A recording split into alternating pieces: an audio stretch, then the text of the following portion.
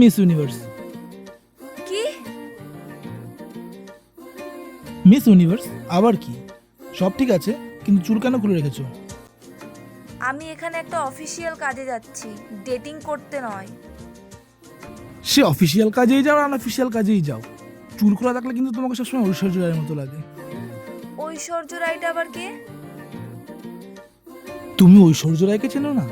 আরে মেরা চ্যান ব্যান সব উজরা।